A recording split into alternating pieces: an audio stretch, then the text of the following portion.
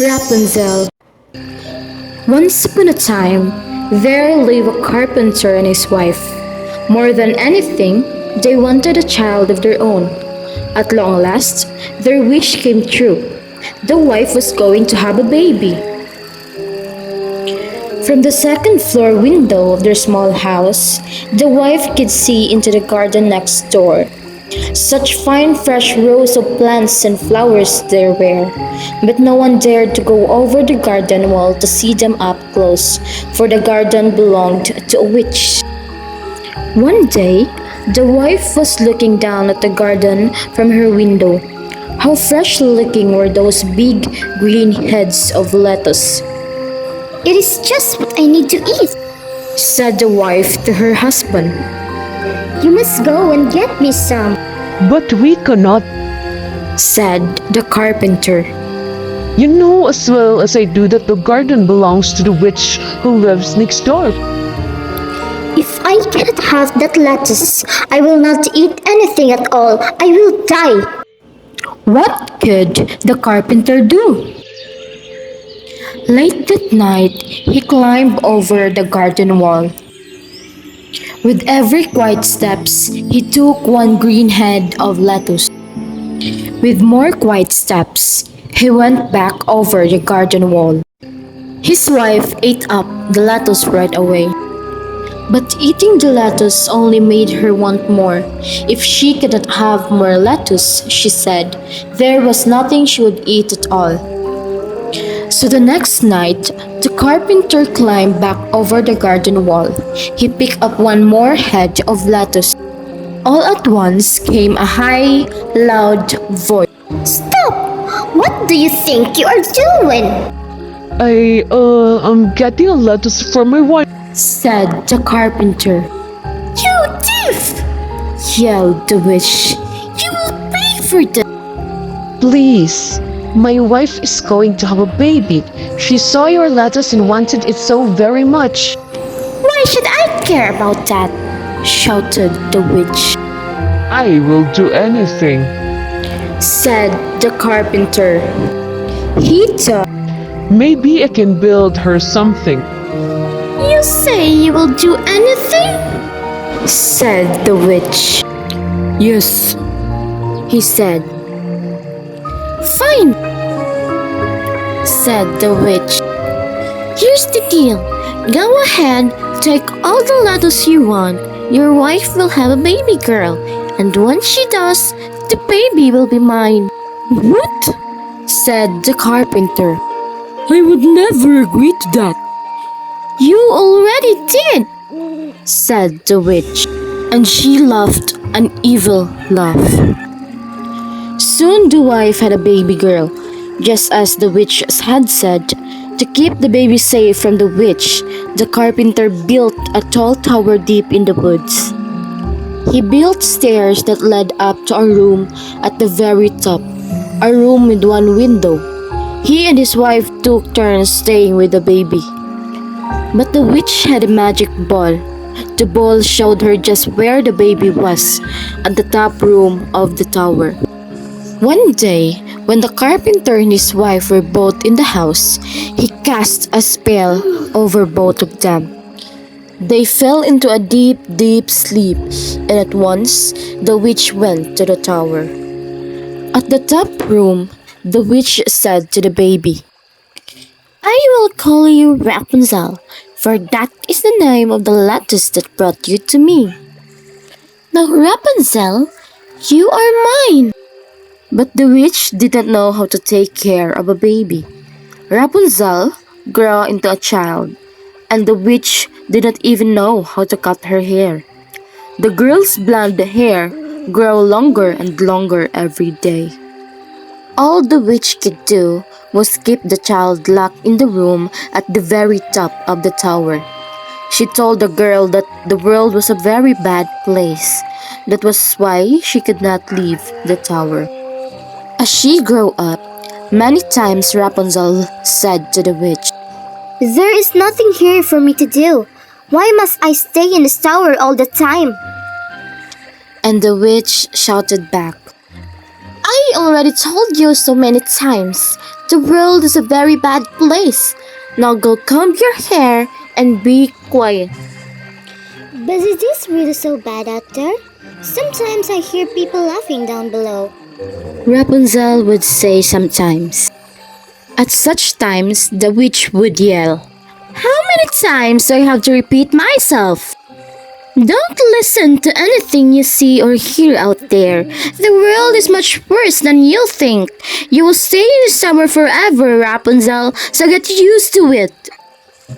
On her 12th birthday, Rapunzel said to the witch, I do not care what you say anymore. I am so tired of staying here alone all the time. When you are gone, I will chip away at the door. I will make a hole. I will run down the stairs and outside, no matter what you say.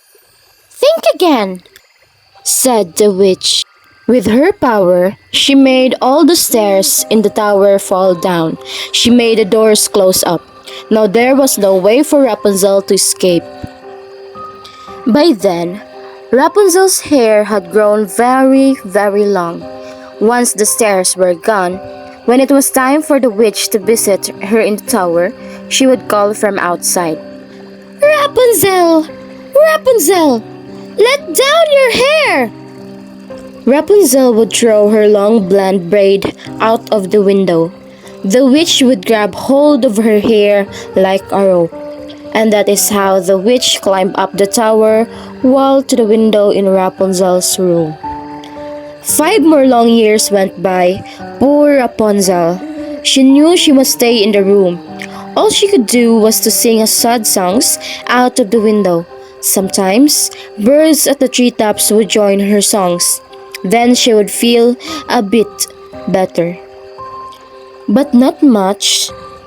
One day, a prince was riding through the woods. He heard a beautiful singing voice. Where was it coming from? He rode closer and closer to the sound. At last, he came to the tower. "This is odd. He said, looking around the tower wall. There is no door at the bottom, yet someone is singing at the very top. How does anyone get in or out of there?" Each day, the prince came back to the tower. There was something about that voice that pulled him back. Who was that young woman singing at the top? Could he ever meet her? One day, when the prince rode up, he saw an old woman standing below the tower. He jumped behind a tree to hide. It was a witch. He heard her call out, "Rapunzel! Rapunzel! Let down your hair!" A long blonde braid was thrown out from a window at the very top. The old woman grabbed onto the braid, and she climbed the wall to the window at the top of the tower. "Aha! Said the prince. So that is how it is done." He waited. After a bit, the braid was thrown from the window again. The witch climbed back down the tower wall. Then she left. The prince waited. He stepped up to the tower. In a voice that sounded as much as like the witch as he could, he called out, "Rapunzel, Rapunzel, let down your hair." In a moment, the same long blonde braid came out of the window. "It worked," thought the prince. He climbed up the wall of the tower.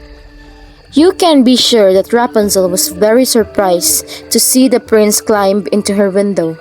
She had never seen a person up close before other than the witch, and never a man. Who are you? She said in fear. "Do not worry. Said the prince. I am a friend." But I do not know you. Said Rapunzel. "I feel as if I know you. Said the prince. Since I have heard you sing songs from up here day after day, you have a beautiful voice, and I love it when the birds sing with you, too." Yes, I like that too. Said Rapunzel. It may be the only thing I like, since I must stay here in the same old tower, day after day, my whole life long. Rapunzel told the prince about the witch. She told him that since the world was such a very bad place, she must always stay in the tower room. But the world is not as bad as she says, said the prince.